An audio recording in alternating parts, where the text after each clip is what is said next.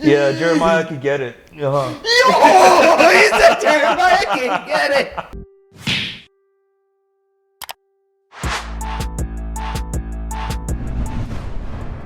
Welcome back to another episode of your favorite lifestyle podcast. The one, the only, the most beautiful, the most sensational, the best podcast in Vancouver, in fact, the world. The Shop Talk Podcast. As As always, you're welcomed by our favorite Nigerian prince, Michael Chevin, in the building. Olubajan in the house. Well, You know. Y'all might be wondering why I'm wearing an all-white fit today. If you remember our last episode, I was ranting about how we haven't had an all-white party in Vancouver. Well, one, and then what? And we still haven't. Oh, we're having a party here, though, so like... Yeah, sir. So I came prepared. Somebody didn't. I mean, shit, I didn't get the memo, apparently. Like, y'all were leaving me out of the team conversations or something. It is what it is. Man, you know But how yeah, it is. summer is officially over or almost over. Yeah, coming to a close. Whatever clock you're on. Man. But this is definitely not the time for you to be sad because you got us here in the Shop Talk. Really? We're here to make your life fun. We're here to make it memorable. You're here to make it lifestyle. We're here to make it community. We're here to make it joyous. Especially, we're here to make sure that you guys do not start getting gloomy in this fall season or whatever season this may be. Because Halloween is coming. One of my personal favorites, by the way, too. Because, like, being able to dress up. Let's get it. Yeah, man. Let's get 100%. it. And exactly, we're going to start off with a beautiful game that was inspired by Michael Chevin and the Love Island crew. Just to get you up to speed, if you don't know what Love Island is, I don't either. We're on the same boat. Yeah, that's crazy. For all of you who don't know what Love Island is, because I'm pretty sure that's cap. Love Island is a reality show where 10 eligible singles come in to basically date and figure out if they want to leave the island together as lovers. They basically have mini freak-offs. Pretty much, because tell me why some of the shit they're doing on there. Why are you guzzling, what's it called, tomato, no, not a shot, and then pouring it into the next person's mouth? Mini freak-offs. Crazy. To be honest, Diddy got arrested for that, but we're watching it on live TV, and it's acceptable. Anyways, what we're going to be doing real quick is Kiss, Marry, Kill of the Love Island cast. Okay. Yeah. So, like, for me, I barely even watched the show myself, but I know a little bit of the gist of it. How much do you know about Love Island and the cast? One of my summer flings made me watch a couple episodes. So I'm a little bit knowledgeable about it. But yeah, let's see. I'm excited for who we're gonna bring up. Let's go. Okay, so you handle the female cast, I handle the male cast. You sounded too excited saying I'll handle it. Listen. I speak for the girls when I say some men are crusty. They need to be put in their place a little bit. Let's get into it. Okay. We have TJ giving us a quick display, so let's get it. Anu, you go first. Kiss, marry, kill between Shelly, Belly. Is it Belly? How do you pronounce? Bele. That's all I can read. Okay, Shelly, Belle A, and Olandria. That's a good one. So it's kiss, marry, kill. Kiss, marry, kill. Okay, I will kill Bele just because, like, I don't know why would I be pronouncing Bele. Just imagine we're getting intimate and I'm shouting, Bele. Belle means beautiful and like... Well, fuck off, man. Though I don't know why, you sound like one of those names that they wanted to make super spicy. The names that they add extra just to make it seem more saucy. You see how complicated this is? That's why I'm going to kill you first. So I'm going to kill Bele A. And then I'm going to kiss Alandria and marry Shelly. Ooh. I don't know, there's just something about Shelly's cheeks, man. I meant her cheeks on the face. Don't be perverted. Interesting. Yeah. Okay. Yeah. Okay. I see your choices. And I see my choice. But look at her hair, bro. She looks gorgeous. The hair is beautiful. The earring, the smile. Wait, let us know in the comments though. Who would you guys kiss, marry, or kill between these three? All right, Michael. You got the men. Okay, so let's go. I love this. Who are you gonna kiss, kill, and marry between Jeremiah, Ace, and Austin? Okay. Starting off strong, I'm going to kill Austin. My boy looks like Antoine Griezmann if he didn't get any money.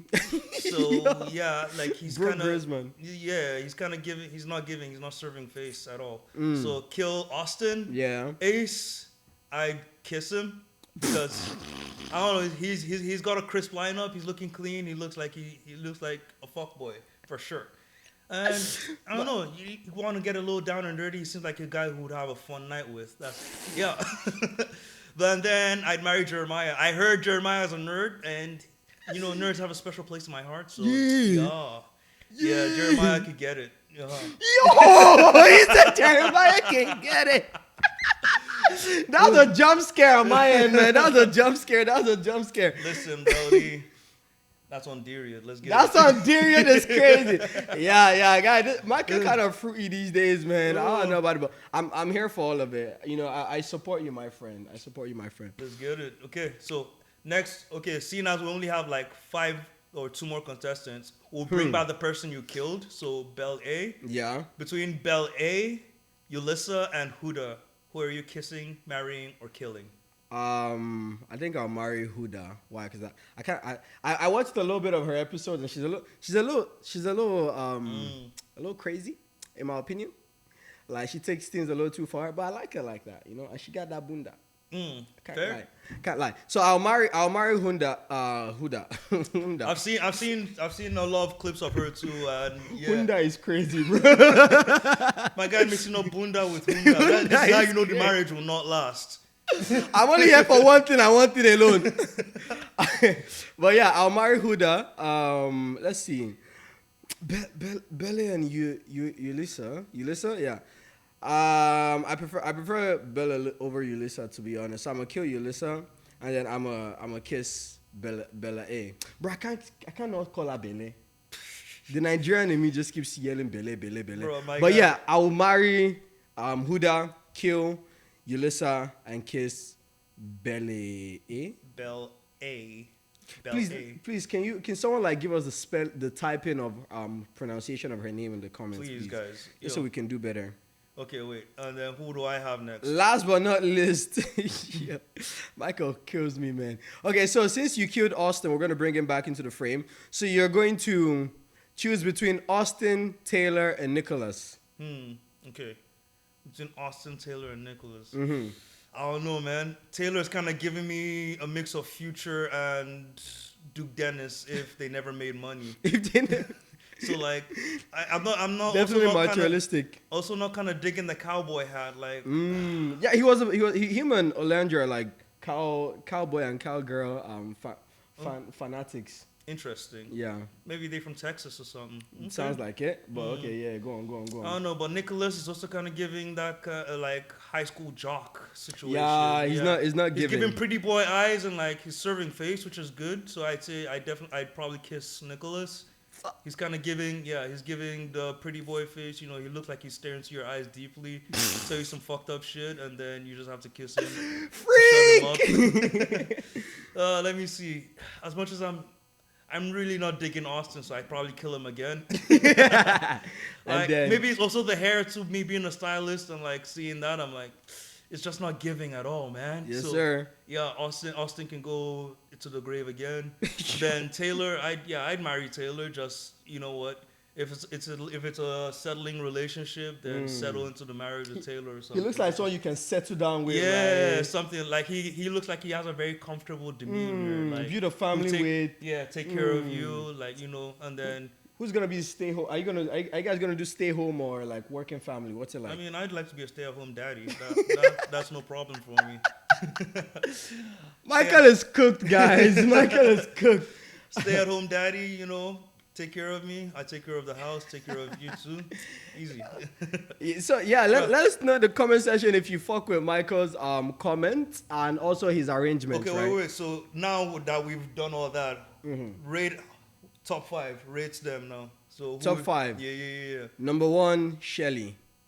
Number 2, Huda, because of the bunda. Number 3, Alandra, because she's pretty. And then Yulissa and Belle, can I just not rank them? I don't know. Personal preference. Personal preference? If you want to beat me, come on, beat me. I'm down. Okay. Let me see. For myself, I don't know. Wait, actually, let me see if you guys would actually agree with my rating on this one. But my personal preference on the guys, okay? I would go with Jeremiah on number 1. Nicholas on number 2, just because he's giving bad boy. I thought you were marrying Taylor. Yeah, Taylor could go number 3. Just, yeah. Are you settling? Settling. Like, see, here's the thing. Like, I'm ranking based off of objective cuteness. And, like, Jeremiah gives the most objectively handsome guy in the list right now. Okay. Nicolas is number 2 because he's just objectively handsome, hot, but he's fuckboy material. Taylor and Ace can share number 3 at that point. Austin's like dead last for me. Like, you must be a nice guy, Austin, but nice guys sometimes finish last. Yeah, that's my rating, guys. Let me know what y'all think. If y'all agree with me, let me know. But also, quick disclaimer: I'm actually in a happy relationship. Like, hey, I'm happy to fill in where the need be. I don't know if you guys are aware, but next year the World Cup is coming to Vancouver. And that's hype. We're not going to the World Cup. That's hype. It's very hype, but we are not going to the World Cup. Have you seen how expensive those tickets are? What you mean? Have you seen how expensive those tickets are? Even if I'm not going, I think every other day I would wear a different country's jersey and go out. This is some Colombian mommies. You say Colombiana. Tomorrow it's the Italians. You be like, oh, no, how do the Italians talk? I know they do this. Ballerina cappuccino. Exactly. Baby girl, let's go get some cappuccino together, mama. Let's go support Izagi and them boys. So like, it's imagine amazing. The World Cup, man. I cannot wait. I'm definitely gonna be out there. I think, except from like watching it at the stadium itself, I'd love to go to like viewing centers. Bro, do you guys remember, like, for my Nigerians in the house, do you remember watching ball in viewing center? The passion when your team is losing 2-1 and then you suddenly equalize. And you are shaking the nigga beside you that have been talking shit and you are looking at that. Yes, come on. Right. I love that passion. And I experienced the same thing when Chelsea played PSG, right? So I need that. I think especially like footballs bring community together 100%. Yeah. So being able to experience that with a bunch of people who are as ecstatic and as excited as you, I think that's something that, no offense to football, but regular American football and like basketball has that effect too, but soccer or football itself just has that effect to a crazier degree. A bigger degree. It's basically the most popular sport in one the world. Of the most popular sports in the world. Most but anyway, segue. Thinking about the World Cup coming to Canada and Vancouver, I started thinking about my personal country. What would happen if Nigeria, as it is right now, hosted the World Cup? I know why I love my country, people. We had a debate on Twitter. Not a debate, but like we're giving scenarios of what would happen if Nigeria actually hosted the World Cup on Twitter, and the replies were so funny. They were actually out of this world, and I decided I was gonna read a couple because guys, y'all need to see this, man. Let's see. This person said, if they kidnap Mbappe and Neymar, which will go tell the world? Like, no, literally, they are coming out and then Mbappe and Neymar are not showing up when their name gets called. What are we going to tell FIFA? Oshe transfer fee. No, literally. That's literally free transfer. You see them the next day play for Imba. This person said, if NEPA takes which is our electricity basically our BC Hydro. Our BC Hydro. If NEPA takes light when CR7 won't score goal, how VAR won't check them? Basically, how will VAR check if there is no light? Bro, man, this is it really opens our eyes, bro. Come on. What are we doing here, guys? What are we doing here? This person said, Lionel Messi, after staying 7 hours with no electricity. Bro, the way mosquito will probably finish Messi before malaria! Niggas are actually crazy out here. Man. This nigga said police stopping Argentina team bus to search for Messi. Man, it's okay, Rodrigo. The Paul will handle the police. Pull up. And then they look at you and they're asking you why you have why you have dreads. You know? Right, if we go to Nigeria as well like this now, so they go tax us, man. Actually, that's literally how they will be taxing. That was one of my biggest fear of going back home recently, is that you might go back home and these niggas are literally like, pulling you out on the road because they can smell the difference. This nigga said Lukaku running back to Belgium after they want to use Amala and finish him. Would he be able to run? No offense. Like, I love Lukaku. Lukaku's a great player. I'm just like in the spirit of the jokes, but. in the spirit of the joke, bro, I remember the memes they used to make at United when he used to play and then they used to Photoshop Timberland on his face. No, literally, he missed this open post during the World Cup, and the next day I'm seeing memes of this nigga wearing Timbs trying to run. I'm like, what the fuck? Anyways, sorry, if you're actually watching right now, please do not forget, like, and subscribe. And tell us what you think would happen in the World Cup coming next year too, because I cannot wait to see it too. I'm hoping you guys are enjoying the content so far though, and I'm thinking, because a lot of people seem to get seasonal depression, especially when the fall season comes around. Like, we need to start finding other side quests to do that don't just include work or clubbing or just events. Like, there's a lot of fun things you can do in the community that I think would be really good for not just your mental health, but it's a way to give back as well. Yeah, that's how we got you as a shop talk. Exactly. So, like, I found this on TikTok, actually, from an account called Jackson, whoever that is. And I think a lot of the suggestions they gave in this little segment were really good, and I felt like I wanted to share that with you guys. Okay. So here goes. Here's a couple free and easy side quests you can do on a day-to-day in your own life. Okay. Okay, first one. Go to your local animal shelter and ask if you can play with the animals there. Okay. It helps the dogs and any of the animals socialize and stay stimulated. And who doesn't like pets? That's who doesn't fair. like dogs, cats? Like, these are something easy and quick to do, especially, like, how schools bring in dogs from time to time, especially around your exam periods, so that people can, socialize with them, stimulate them. Reduces anxiety, reduces depression. 100%. It's a great way to give back as well as help out. Furries are furries, bro. Yeah. Wait, furries are furries. That's crazy. That's a crazy thing to say. Oh, why? No, don't you know what furries are? No. Furries are people who dress up as, in furry costumes or animal costumes, or people who find animal traits attractive sexually. I literally just thought furries were like animals that had hairs because they're furry. What do y'all mean you guys are finding animal traits?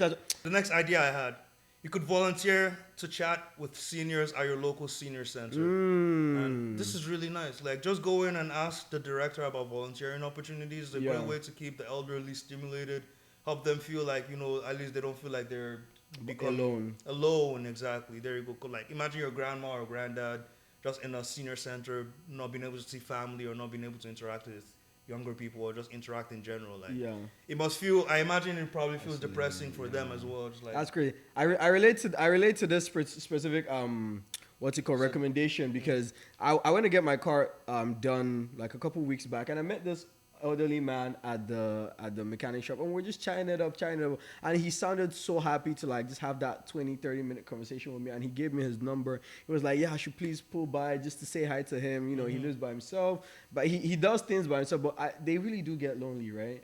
And like, that's something that could elevate you as a person, because one, you're learning from someone who's older, you're also like interacting, building your personal skills and stuff like that, and it's also going to help them, and it will get you out of that funk of you feel alone, because in as much as they feel alone, a lot of younger people do feel alone too, right? That's very true. I think go see your grandparents. That's the difference between community back home and here. It's like community there, at least your grandparents and everyone is still kind of around. You're kind of still separated from each other. So like, I think that's part of where some of the depression might stem from too. It's like you don't get a connection with older generations. Like, to be honest, even like taking people to the elderly home. Like, if I didn't see that in like growing up in cartoons or movies and stuff, I didn't think that was a thing, because it never really existed in like my culture, my background, right? So coming here and like seeing people be like, oh, I'm going to see my grandma or my grandparents at the elderly home. I'm like, what you mean they don't live like in their own crib with people? Yeah, it's kind of crazy. But please go visit them. Can I give one off the dome? Food banks. Yeah. Like actually like going to food banks to either volunteer. A friend of mine, Mrs. Anna Kuru, God bless you, ma. She used to make us volunteer at the food bank at UBC, and it was really fun because I got to meet a lot of UBC students. I got to meet a lot of adults. I got to meet other people. Another thing was fulfilling, right? Because it gave me an opportunity to come out of my house and not just do my every other day activity. I got to actually socialize, and it was also during that fall winter season whereby it's kind of gloomy. And then you don't have a reason to go outside, but this would actually make you go outside and actually do things, right? Yeah. And it's really beautiful. Like, we always complain about how there's nothing to do, but the question is, are we actually doing the little things in our community, right? And that's why us as the Shop Talk, we are here to push that community spirit. We're here to push that togetherness, because we know we can grow by lifting others. Davido. We rise by lifting others. Come on. I think I have a couple more, but I think a really important one I'd like to mention too is go to your local fire station and ask for a tour or just chat with the firemen.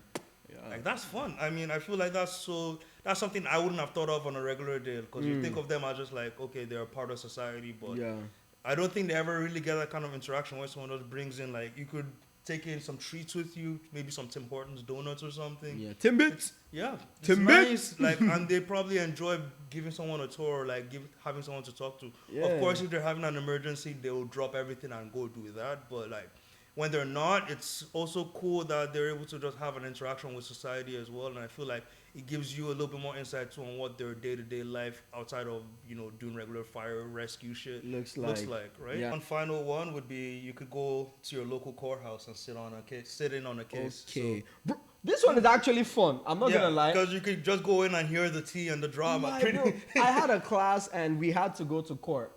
Right? Oh shit! Really? Yeah, we had to go to court for a class, and we had to write a whole report. So I was in the Surrey Provincial Court, and I was hearing some outrageous stories, man. Oh. I'm telling you, there was this guy. He was a known sexual assaulter, and then he was in jail, and then his lawyer was trying to get him out on bail, and they were trying to get him over to Victoria. Like, the judge was trying to ship him to Victoria because they didn't want him in Surrey or like the Lower Mainland anymore. Oh. They wanted to ship him to Victoria and then have him in like a homestay situation whereby he can basically not leave like a certain area. Like the back and forth was crazy. And house arrest situation. Basically, right? The back and forth between his lawyer, the defense, and the crown was actually like so intense. It was fun, and you're allowed, right? It's your right to you're allowed to go there and sit down in these proceedings, right? If you and your friends are bored, literally go to a courthouse and see why you should not do dumb shit on the street. Facts. You know what I mean? I mean, it also makes for good tea too. So yeah, literally,